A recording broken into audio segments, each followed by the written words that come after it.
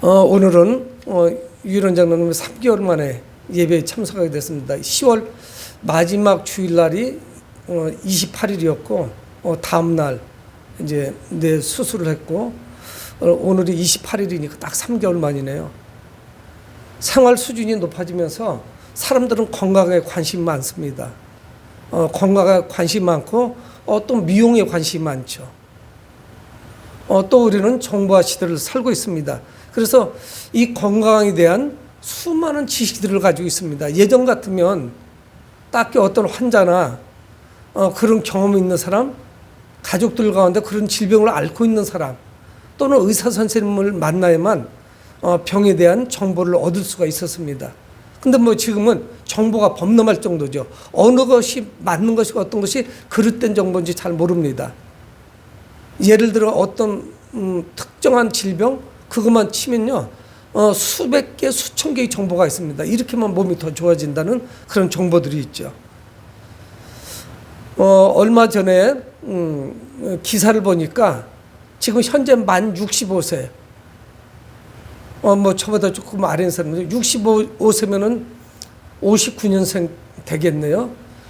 65세인 남자가 앞으로 살 수 있는 기간이 23.7세인가 그렇게 되더라고요. 24년? 그러니까 그 사람은 우리 나이로 거의 한 90세 사는 겁니다. 여자분들은 27세, 만 92세까지 사니까 93세나 4세까지 사는 거예요. 굉장히 수명이 길어졌습니다. 건강에 대한 관심도 많아지고 또 위생 상태도 좋고 또 건강검진이라고 하는 제도가 있어서 건강검진을 우연히 했다가 질병을 발견하고 초기에 치료하는 이런 것이 이제 점점 높아지죠. 그래서 이제 사람들이 장수합니다. 오랫동안 살아갑니다. 그리고 실제적으로 건강하지 못하면 아무것도 할 수 없죠. 교회 나올 수도 없고 목사인 저도 건강하지 못하면 주일날 강단에 설 수가 없습니다. 어떻게 예배를 준비하고 설교를 준비하고 또 여기 올라와서 예배를 인도할 수 있겠어요? 불가능하죠. 우리가 건강하기 때문에 이동할 수 있는 거 아니겠습니까? 여러분, 그러니까 이 건강은 너무 중요한 거예요. 매우 중요합니다. 근데 건강보다 더 중요한 게 있어요. 우리의 육신의 건강보다 더 중요한 게 있는데 사람들은 그거를 다 잊고 삽니다. 안 믿는 사람들은 말할 것도 없고 믿는 사람들조차도 여기에 대한 그저 깊은 생각을 안 하고 묵상하지 못하고 보내는 경우가 허다하게 많이 있죠. 그것이 뭐냐면 바로 우리 영혼의 문제입니다. 우리 몸은 60만 되어 있질 않아요. 영과 혼, 육으로 되어 있지 않습니까? 육신과 영혼이 있죠. 근데 육신에 대해서는 많은 투자를 하고 준비를 하고 검진을 하고 그래서 굉장히 자기 몸을 아끼는데 영혼의 문제에 대해서는 관심이 별로 없어요. 근데 오늘 성경에서 예수님은 내가 누군지 예수님의 정체성을 밝히시고 이 사건을 통해 밝히시면서 이 영혼의 문제가 왜 중요한 것인지를 말씀합니다. 예수님의 그 치유 사역은 탄력을 받았는데 이 5장 12절부터 오늘 본문 바로 직전에 어떤 일이 있느냐면 나병 환자를 예수님이 치유하셨어요. 그런데 이 나병은 뭡니까? 문둥병자라고 해서 이게 하늘에 준 질병이고 고칠 수가 없습니다. 얼마나 끔찍한 병인지 몰라요. 2000년 전에 더구나 의학이 발달되지 않고 약이라고 하는 것이 없고 이럴 시대에 예수님께서 말씀으로 그것도 나병 환자를 치유하셨어요. 그러니까 이게 문제가 심각해집니다. 물론 예수님께 하신 기적 때문에 사람들로부터 인기가 매우 높아지고 수많은 병자들이 예수님을 따라오지만은 근데 한쪽에서는 칼을 가는 사람들이 있습니다. 그들이 누구냐면 종교 지도자들이에요. 종교 지도자들은 내 기득권을 뺏기기 때문에 저자가 도대체 누구지? 와서 우리에게 쏟아지던 그런 어떤 시선들을 다 예수님이 빼앗아가는 거예요. 여러분, 이거는 엄청난 스캔들이에요. 예수님께서 그 유대 땅에서 나병 환자를 고치셨다? 여러분, 그때는 뉴스도 없고 TV도 없고 아무것도 없는 시대지만 삽시간에 소문이 유대 땅에 다 퍼졌을 겁니다. 전 나사렛 출신 예수라는 자가 나병 환자를 이렇게 세웠다니까. 그래서 그 피부가 곰고 마디가 끊어져 나가고 했는데 멀쩡한 사람이 됐고 아기살과 같이 이렇게 치유가 됐어. 여러분, 이거는 종교 지도자들에게는 끔찍한 일이에요. 왜? 우리의 밥줄을 뺏깁니다. 기득권을 놓치는 거예요. 그리고 오늘 말씀의 17절에 시작하는데, 하루는 가르치실 때에 갈릴리 강마을과 유대와 예루살렘에서 온 바리새인과 율법 교사들이 앉았는데, 지금은 이제는 예수님의 관심에 병자들만 관심이 있는 게 아니라 각 지역에서, 각 마을에서 종교 지도자들이, 성경을 연구하는 자들, 이런 사람들이 찾아온 거예요. 그래서 예수라고 하는 자가 지금 어떻게 할 건지를 주시해서 봅니다. 눈여겨보는 거예요. 뚫어지게 바라보는 거예요. 저 예수라고 하는 자가 어떻게 행동하는지 기회를 봐가지고 약점을 잡아서 트집을 잡아서 저자를 제거해야겠다는 마음이 간절합니다. 근데 성경은 뭐라고 말씀하냐면, 오늘 17절 하반절에 그들이 앉아있는데 병을 고치는 주의 능력이 예수와 함께 하더라. 여러분, 이거는 보통의 능력이 아닙니다. 병을 고치는 능력이 예수님과 함께 하셨다는 거예요. 이거는 범상치 않은 말씀이에요. 그래서 오늘 큰 충돌이 일어날 가능성이 있어요.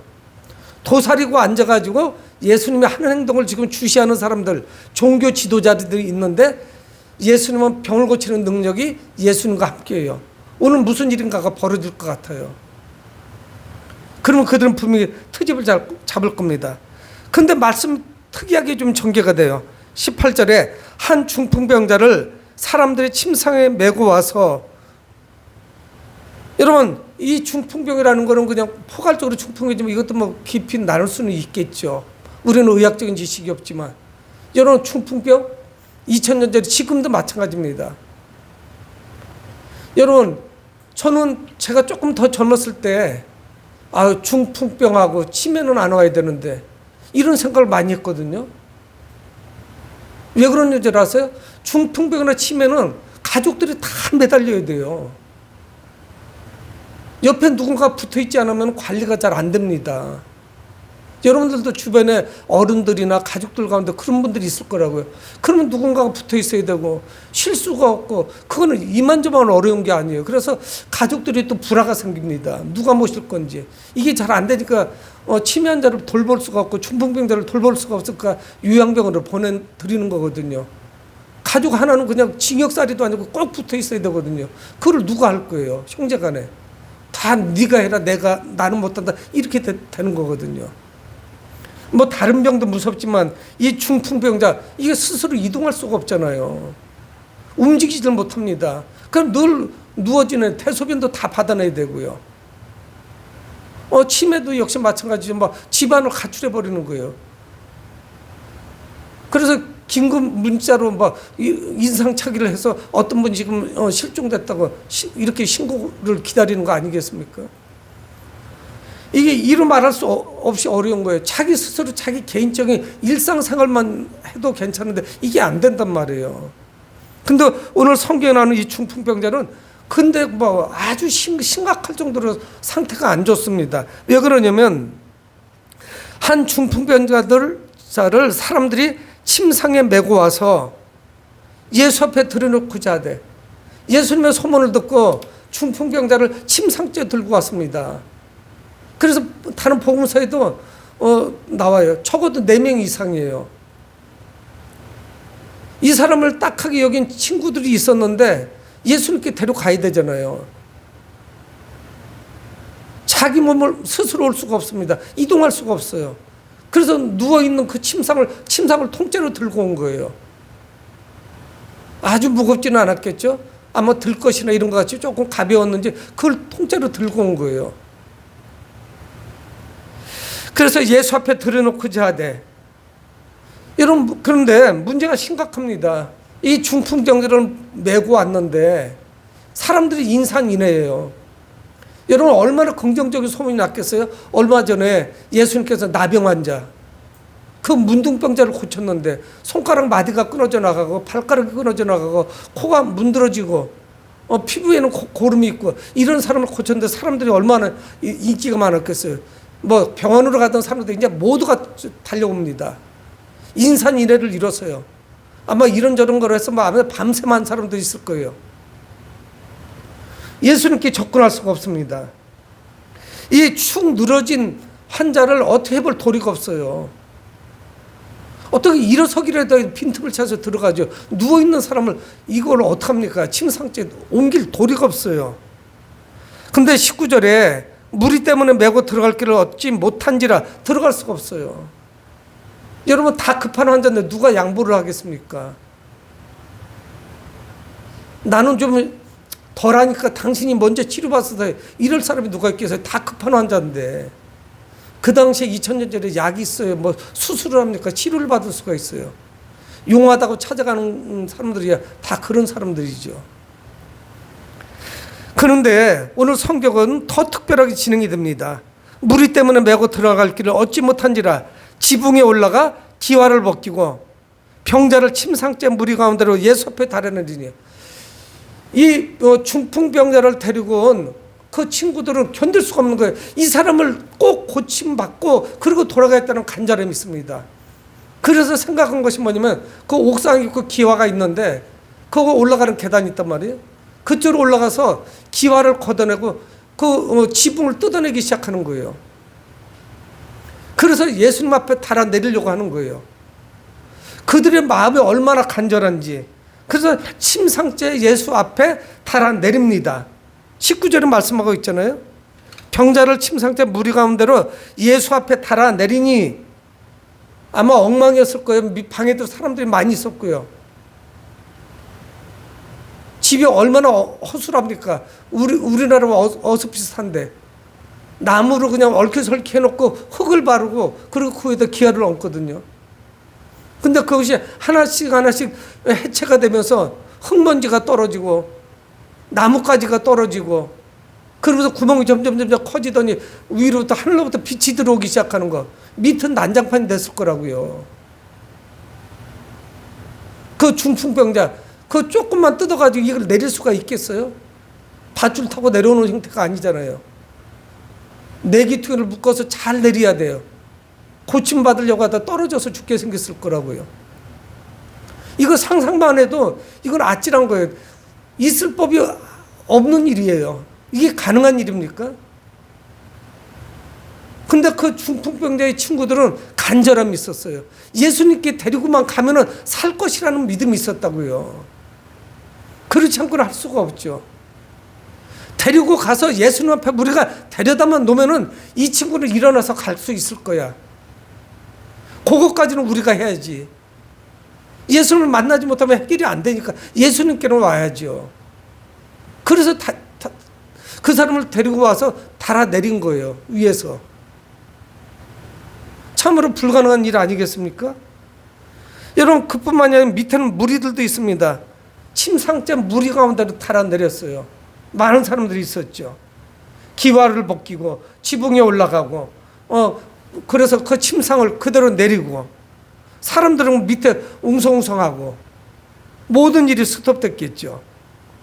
근데 예수님께서는 이 환자를 보시고 이들의 믿음을 보시고 죄사함을 선포하십니다. 20절을 우리가 같이 한번 읽어볼까요? 20절 시작. 예수께서 그들의 믿음을 보시고 이르시되 이 사람아 내 죄사함을 받았느니라 하시니, 참 특별한 장면을 봅니다. 여기서 예수님은 누구의 믿음을 보셨냐면은 중풍병자의 믿음을 보셨다고 말씀하지 않아요. 여러분 중풍병자의 믿음 때문에 온 게 아니었어요. 나 좀 데려가 달라고 했을 수도 있지만요, 그게 쉬운 과정이 아닙니다. 그 옮기는 과정 자체가. 여러분 응급실 생각하시면 돼요. 앰뷸런스로 모시고 와가지고 뒷문 열고 쫙 들어가면 응급실이 기다리는 게 아닙니다. 먼 길을 찾아왔고 그리고 지붕을 다 해체한 거예요. 그리고 달아내린 거예요. 적지 않게 다른 사람들을 놀래켰고 민폐도 끼쳤습니다.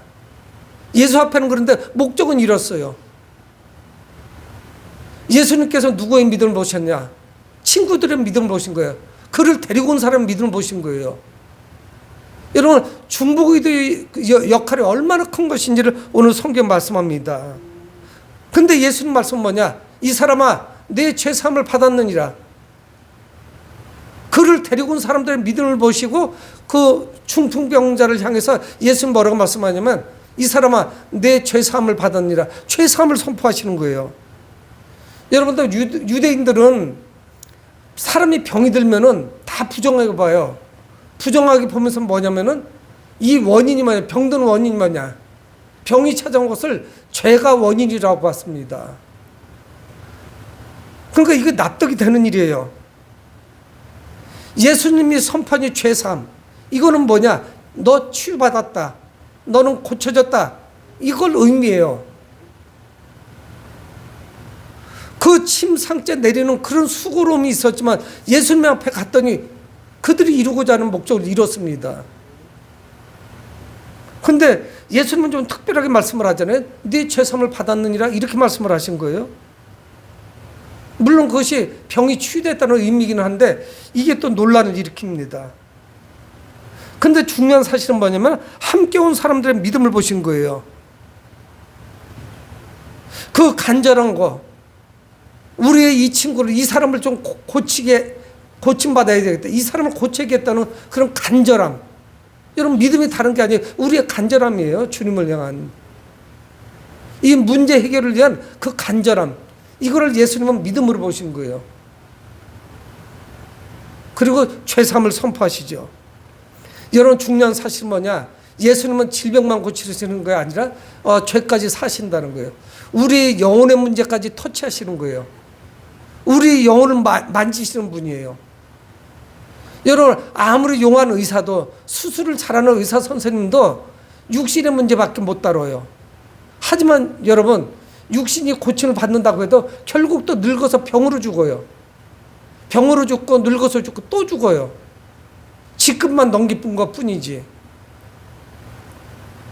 예수님 외에는 영혼을 만질 분이 없습니다. 예수님께 나가기 위해서 우리는 장애를 뚫어야 돼요. 그리고 나가셔야 됩니다. 분명히 역사가 있어요. 여러분, 그래서 새벽 기도를 올 때 세 가지를 차고 일어나야 된다고 그래요. 먼저 뭐냐, 알람이 울렸을 때 그 찌뿌두둥, 나 힘들어서 못 가겠다, 오늘 내일 가자. 그럼 못 가요. 이불을 팍 차고 일어나야 돼요. 여러분, 그리고 자신의 집에 대문을 팍 차고 나와야 돼요. 일어나긴 일어났어도 그냥 거실에서 기도할까, 이런 생각할 수도 있습니다. 내 몸이 움직여서 하나님의 전인 예배당 안에 딱 들어오는 것까지가 쉽지가 않아요. 그런 결단이 우리에게 있어요. 간절함이 없으니까 기도를 못하는 거예요. 주님을 신뢰하지 못하기 때문에. 주님께 나가기만 하면 주님께서 우리의 문제를 해결해 주실 것이다 하는 그런 믿음이 우리 안에 없기 때문에 못 오는 거죠. 근데 문제가 생깁니다. 그 문제가 뭐냐면 이 사람에게 죄를 선포한 것이 이 종교 지도자들 눈에 띄운 거예요. 엄청 거슬러요. 죄사함을 선포했다? 이건 트집잡기에 너무 좋아요.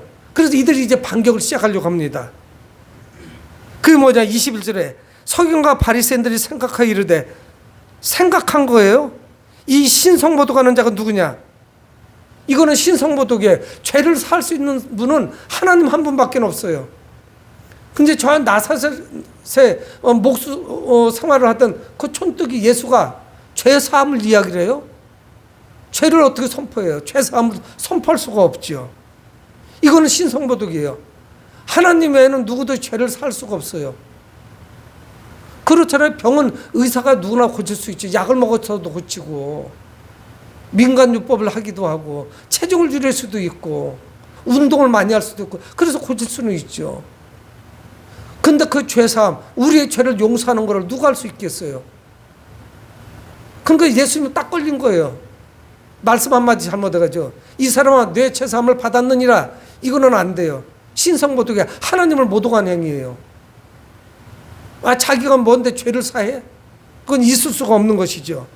여러분, 이거는 죽을 수도 있는 죄입니다. 사형당할 수 있는 죄예요. 얼마나 좋은 건수를 지금 잡았습니까? 예수님, 그런데 그들의 생각을 다 읽으셨어요. 그들이 직접 신성모독에 대해서 따지고 돌고 예수님을 올가매려고 하지 않았습니다. 그렇게 생각하고 있는 중이에요. 어떻게 지금 반격을 할까? 그래서 예수님 말씀합니다. 너희 마음에 무슨 생각을 하느냐? 22절 하반절에 너희들 마음에 무슨 생각을 하고 있느냐? 꼬투리 잡아서 예수님에게 반격하고 예수님을 올가매려고 하는 그 생각을 가지고 있는 거죠. 병만 고치고 말았으면 간단했을 텐데 이게 죄사함을 선포하신 거예요. 왜 이런 줄 아세요? 예수님은 이 종교 지도자들하고 오늘 일전을 벌일 각오를 하신 거예요. 오늘 저들하고 한바탕 큰 전쟁을 치러야 된다. 영적인 전쟁. 병만 고쳐주고 내가 병만 고쳐주려고 온 목적이 아니죠. 주님은. 여러분, 예수님께서는 우리의 병을 고쳐주시고 문제를 해결해 주시고 우리 사업이 잘 되게 해주시고 우리 자녀들이 취업이 잘 해주시고 이것 때문에 이 땅에 오신 게 아니에요. 그거는 누구나 할 수 있어요. 다른 사람에게 부탁해서도 할 수 있고요. 근데 누구에게도 부탁할 수 없는 게 하나 있는데 그게 뭐냐면 영혼의 문제예요. 그거는 누구도 해결을 못 해줘요. 돈을 싸매가지고 가도 안 돼요. 여러분, 우리는 잘 알잖아요. 세계적인 그 사업가들도 그 질병으로 세상 떠나요. 여러분, 그래서 예수님 말씀합니다. 이어서 23절에 네 죄사함을 받았느니라 하는 말과 일어나 걸어가라 하는 말, 그 둘 중에 어느 것이 쉽겠느냐 말씀하는 거예요. 여러분, 저는 아무것도 못해요. 이 두 가지 중에. 내 죄사함을 받았느니라, 저는 그렇게 선포할 수 있는 자격이 없어요. 죄인이기 때문에. 그리고 그런 능력도 없어요. 내가 병고침을 받았으니까 내 침상을 가지고 돌아가 집으로, 이렇게 말할 수 있는 능력도 안 돼요. 어떤 주변도 안 돼요. 그게 우리는 정상이에요. 근데 예수님은 그 말씀을 하시는 거예요. 내가 죄사함을 받았느니라 이렇게 말하는 게 쉽냐? 아니면 내가 병고침을 받았느니라 하는 게 쉽냐? 일어나 걸어가라. 남들이 침상째 들고 왔는데, 침상에 누워서 이곳에 들려서 왔는데 그 사람을 향해서 이제 일어나 걸어가라, 이건 뭐예요? 고침받았다는 얘기죠. 어느 것이 쉽겠어요? 사실 눈에 보이는 걸로 봤을 때 쉬운 거는 뭐냐면 네 죄사함을 받았느니라예요. 왜 그런 줄 아세요? 그거는 죄가 사함 받은지 안 받은지 모르기 때문에 그래요. 그러니까 이들은 의심하고 예수님을 꼬투리 잡기 딱 좋죠. 신성모독인데다가 진정 죄사함이 일어났는지 이걸 어떻게 확인하겠어요? 차라리 그 병자를 멋지게 고쳐줬으면 그들이 조금 주눅이 들었을 텐데 그런 상황도 아니었단 말이에요. 근데 예수님 반문하시는 거예요. 내 죄사함을 받았느니라가 쉽겠느냐? 일어나 걸어가라. 다 고침받았다는 이야기 아니겠어요? 근데 예수님은 뜬금맞게 내 죄사함을 받은 일 말씀을 하신 거죠. 여러분, 그러니까 이 목사가 죽음과 부활에 대한 설교를 하고 수많은 영혼에 대한 문제를 이야기를 해도 목사는 할 수 있는 능력이 없단 말이에요. 근데 선포는 하잖아요. 주님이 하신다고. 그 사람들이 맹숭맹숭한 거예요. 긴가민가하고. 정말 천국과 지옥이 있는 것인가? 우리가 구원받는 것인가? 우리가 정말 부활은 하는 것인가? 하나도 믿을 수가 없잖아요. 눈에 보이지를 않으니까. 죄사함도 역시 마찬가지죠. 여러분, 그런데 죄사함만을 선포하신 게 아닙니다. 예수님은. 그래서 그 다음 절이 이어지는 거예요. 24, 그러나 인자가, 여기 이렇게 말씀할 때는 사람의 아들이라는 뜻이, 인자가 땅에서 죄를 사는 권세가 있다는 거예요. 예수님 자신이 죄를 용서해 줄 수 있다는 거예요. 그런 권세가 있는 거예요. 이분이 선포만 하신 게 아니에요. 이 땅에서 예수님은 어떤 분이냐? 우리의 죄를 용서해 줄 수 있는 권세가 있어요. 그리고 우리 영혼의 의사시란 말이에요. 아무리 죄가 많아도 그분 앞에 가면은 우리 영혼을 치유해 주신단 말이에요. 영혼을 구원해 주신단 말이에요. 그걸 누가 할 수 있겠어요? 어떤 병원장이 하겠어요? 수백억짜리 그 암을 치유하는 기계가 할 수 있겠어요? 사람을 누가 변화시킵니까? 여러분, 메시아라는 사실을 나타낸 거예요. 하나님이 아니고는 죄를 사는 권세가 없으니까. 이 이야기는 뭐예요? 내가 하나님이라는 것을 이야기하는 거예요. 예수님께 나와야죠.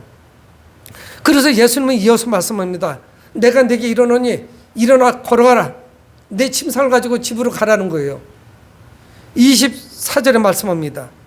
내가 땅에서 죄를 사는 것가 있는데 내 죄사함을 받았는데, 아까 이야기했는데 이제 내 침상을 가지고 네가 들려온 그 침상을 가지고 집으로 돌아가라고 예수님 말씀하는 거예요.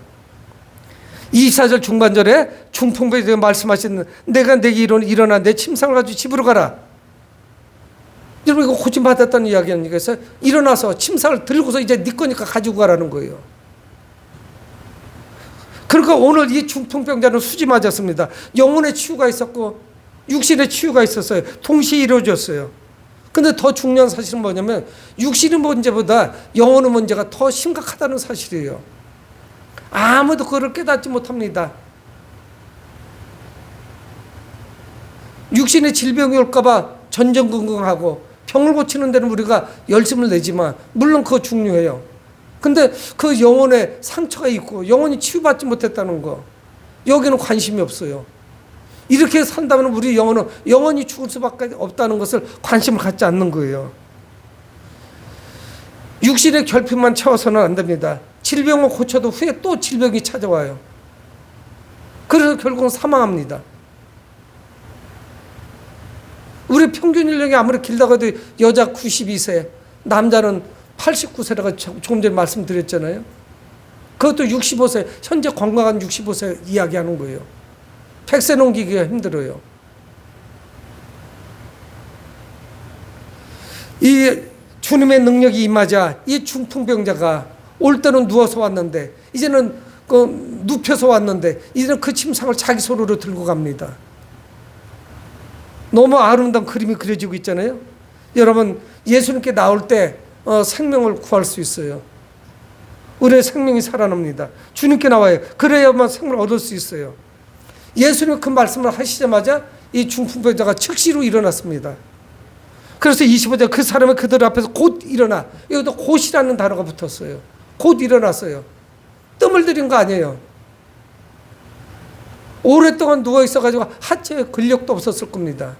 근육이 뭐가 있겠어요. 근데 주님이 손을 대시면 완벽해요. 두 번 손댈 일이 없어요. 여러분, 육신의 질병은 재수술을 하기도 하고 다시 도지기도 하고 재발하기도 하고 그래요. 뿌리가 남아가지고. 그래서 그 후에도 계속 관찰을 해야 됩니다. 하지만 예수님의 손을 대시면 그게 다시 재발하지 않아요. 그거로 끝이에요. 사람들 앞에서 곧 일어나 누웠던 침상을 들었어요. 곧 일어나 그 누웠던 것을 가지고 하나님께 영광을 돌리면서 집으로 돌아갔어요. 그게 25절의 말씀입니다. 여러분, 예수님을 만나면 인생이 이렇게 180도 확 바뀌어요. 올 때는 아마 가족들이 그런 생각도 하지 않았겠어요. 저 양반 가가지고 결국은 그냥 실망하고 돌아올 텐데 뭐 저 힘든 길을 가나 그러지 않았겠어요. 누구도 못 고치는 건데 중풍이 고쳐지는 병입니까? 근데 그가 기쁨으로 침상을 들고 날아가듯이 집을 향해서 뛰어오지 않았겠어요. 예수님을 만나니까 인생이 싹 바뀌죠. 근데 그냥 돌아간 게 아니에요. 하나님께 영광을 돌리면서 돌아갔어요. 이거는 뭘 말씀하냐? 나를 병을 고쳐주신 분이 누구라는 것을 알았다는 이야기예요. 그가 율법을 잘 모르고 하나님의 말씀을 잘 모르지만 나의 중풍병을 고쳐주신 분, 죄를 사해주신 분은 누구신지 아는 거예요. 그러니까 하나님께 영광을 돌린 거죠. 이분이야말로 메시아다 하는 것을 알았던 거예요. 이 상황에서, 이 현장에서 이 종교 지도자들, 예수님께 트집 잡으려고 왔던 자들이 뭐를 할 수 있었겠어요? 침묵을 지킬 수밖에 없었겠죠. 입을 닫을 수밖에 없었을 거예요. 완전히 그들의 의도는 실패했습니다. 이제 그냥 돌아가야 되죠. 그러면서 26절에 모든 사람이 놀라, 거기에 모든 사람이 다 놀란 거예요. 하나님께 영광을 돌리며 심히 두려워하여 이르되 오늘 우리가 놀라운 일을 보았다 하니라. 그들도 하나님께 영광을 돌립니다. 이거는 범상치 않은 일이다. 사람이 한 일이 아니다. 하나님이 하신 일이다 하는 것을 아는 거예요. 그러면서 그들이 놀랐다는 거예요. 그들이 받은 충격은 상상을 초월하는 것이었습니다. 누가 중풍병을 고칠 수 있었겠어요? 그 옛날에 2000년 전에 누가 나병을 고칩니까? 두 개의 연달아 일어난 이 사건, 거기다 죄사함까지 주시는 이분은 분명히 메시아라는 것을 이 상황을 통해서 다 말씀하신 거 아니겠어요? 여러분, 그런데도 못 믿었어요.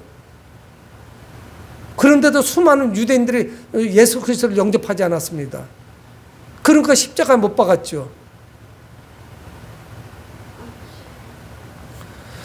이날 중풍배다 치유되는 현장에 있었던 사람들은 하나님의 능력을 발견했습니다. 누가 하나님의 능력을 가진지 봤어요. 그 현장에 있었어요. 여러분, 우리는 이제 껍데기 신앙을 버려야 돼요. 그리고 주님을 온전히 붙잡아야 됩니다. 이 중풍병자는 온전히 움직일 수 있는 기록조차도 없었어요. 친구들의 도움을 받을 수밖에 없었습니다. 우리 형제자매들 중에 우리가 중보기도 하지 않으면 안 되는 사람들도 많아요. 내가 해야 되는 거예요. 근데 내가 기도를 멈춰버리면 그거 어떻게 문제가 해결될 수 있겠어요? 그는 친구들의 믿음 때문에 영혼과 육이 치유받게 되었습니다. 죄상을 받았고 치유받았어요.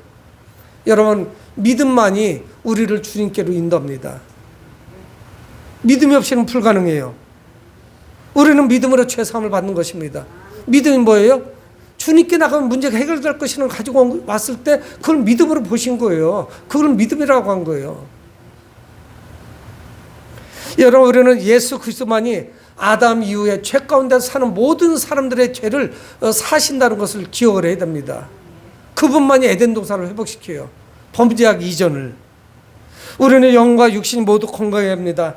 우리는 자신의 영혼에 관심을 가져야 돼요. 내 영혼은 지금 삐썩 마른 그런 상태가 아닌가. 영양실조에 걸려서 곧 수명이 넘어가려고 하는 그 상태가 아닌가 하는 생각을 늘 해야 돼요. 내 영혼이 주님으로 말미암아 풍성한 삶을 지금 살아가고 있나, 건강한 영혼을 가지고 있는 것인지 관심을 가져야 돼요. 여러분, 그 영혼이 살찌는 거 보니까 주님을 만나는 거죠. 예배를 통해 만나고, 기도를 통해 만나고, 찬송을 통해서 만나고, 스스로 하나님 말씀을 묵상하면서 성경을 읽으면서 주님과 만나는 거죠. 믿음이 깊어지는 거예요. 사랑하는 성도 여러분, 믿음으로 주님께 나아가시기 바랍니다. 그리고 하나님을 위해서 쓰임받으시는 그런 귀한 일꾼들이 되시길 주의 이름으로 축복을 드립니다. 고마우신 아버지 하나님, 주의 은혜를 감사합니다.